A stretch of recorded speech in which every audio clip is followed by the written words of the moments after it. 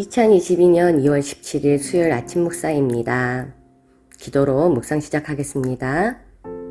하나님 감사드립니다. 귀한 시간, 귀한 만남을 통해 귀한 말씀 나누게 하신 감사드리며 진리의 말씀 하나님께 영광이 되고 기뻐하실 수 있는 나눔이 되게 도와주심을 참 감사드립니다.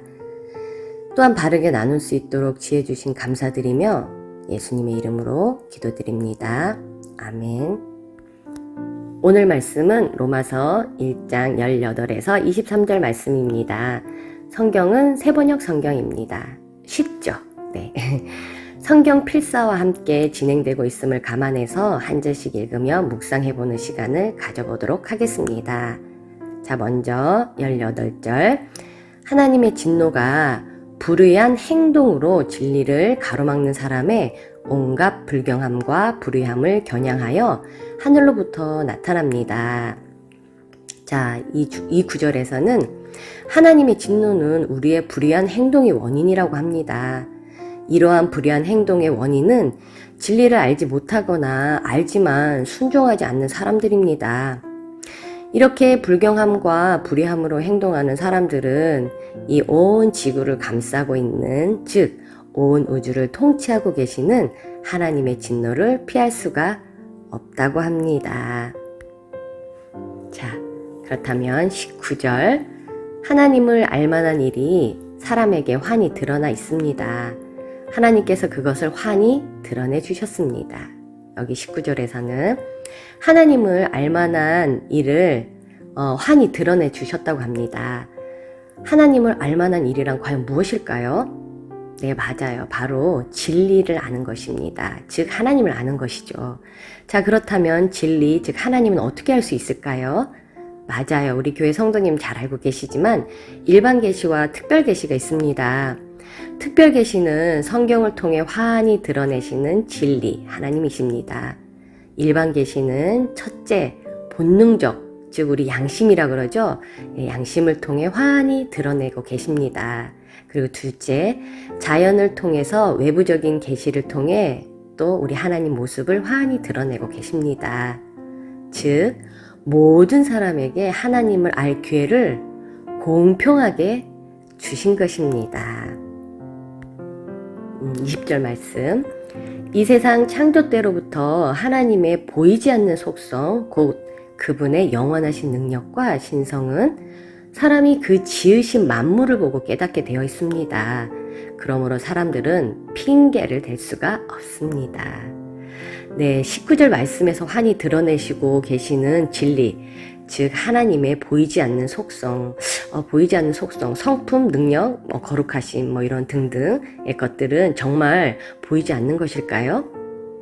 아닙니다. 네, 일반 계시와 특별 계시는 창조 때 지으신 모든 만물입니다.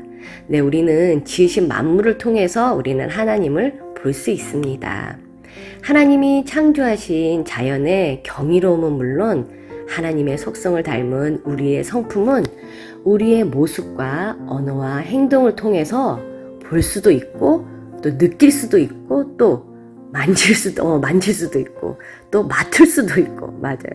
하나님이 주신 오감을 통해서 우리는 다 알 수 있습니다. 우리는 아주 잘 알고 있습니다. 하지만 우리는 핑계를 댑니다. 안 보여요. 없어요. 뭐죠? 이렇게 말입니다. 세상에 존재하는 모든 것들을 우리는 알지 못합니다. 알 수도 없습니다. 아니, 눈에 보이는 것조차 무엇인지 알지 못할 때가 너무너무 많기 때문입니다. 혹여나 그렇기에 하나님의 위대하시고 거룩하심을 두려워하지도, 그렇다고 기뻐하지도 못하는 것은 아닐까요? 아는 만큼, 아니 우리가 아는 만큼이 아니라 알고 싶은 만큼 하나님을 사랑하고 의지하고 두려워하는 것은 아닐까요? 21절 말씀입니다. 사람들은 하나님을 알면서도 하나님을 하나님으로 영화롭게 해드리거나 감사를 드리기는커녕 오히려 생각이 허망해져서 그들의 지각 없는 마음이 어둠으로 가득 차게 되었습니다. 이 말씀 마음에 와닿습니다. 하나님을 알면서도 영화롭게도 감사해하지도 않습니다. 뿐만 아니라 지각 없는 마음이 어둠으로 가득 차게 되었다고 합니다. 영화롭게도 그리고 감사할 수 있는 지혜를 받은 우리에게 주시는 말씀이라는 생각이 들었습니다. 지혜를 받은 우리의 생각이 허망해져서 지각 없는 마음에 어둠이 가득 차게 되었다는 것은 과연 무엇일까요? 우리의 생각이 마음을 어둡게 함을 깨달았습니다.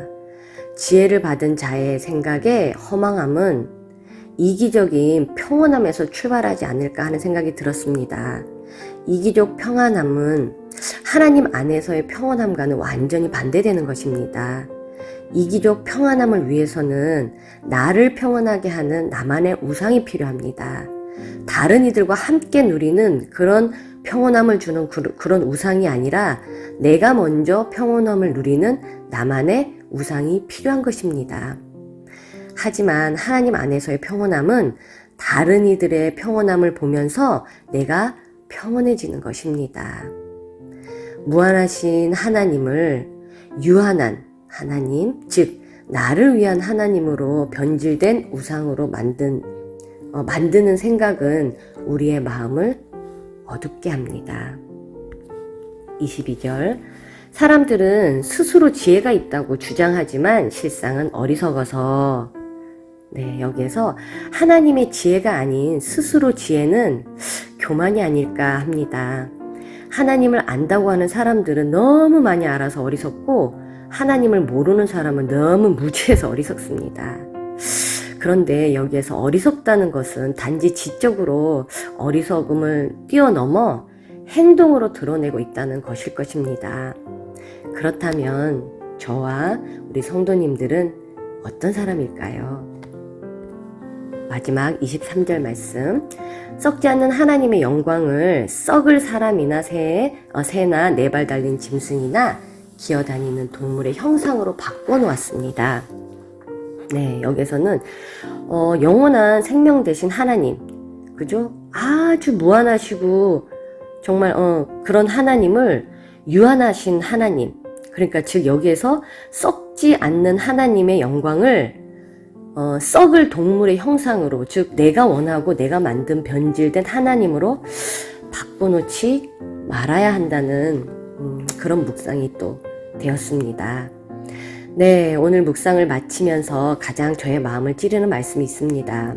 21절 말씀, 나의 생각이 마음을 어둡게 한다는 말씀이었습니다. 나의 생각의 중심이 사실 타인에게 맞춰질 때가 너무 많았습니다. 그러다 보니까 다른 이들의 시선에 따라서 나의 그 마음의 명암, 그러니까 밝고 어두움이 변한다는 것이었습니다. 나의 생각을 하나님의 중심이 되게 하기 위해서는 제가 매일 하고 있는 아침 기상과 함께 시작되는 큐티를 이 영혼을 위한 아침 식사로 거르지 않고 매일매일 먹어야 한다는 그 결심을 다시 한번 할 수 있게 해주신 그런 기회를 주신 우리 하나님께 너무너무 감사드리며, 자, 아침 식사는 온 가족이 함께 해야 되겠죠. 순종의 우리 어린 양 자연이에겐 훈육으로, 순종의 우리 큰 양 최진호 집사님에겐 사랑으로 3, 4월 큐티 교재를 주문해야겠습니다. 할렐루야 감사드리며 오늘의 묵상 여기서 마치도록 하겠습니다. 사랑합니다. 축복합니다.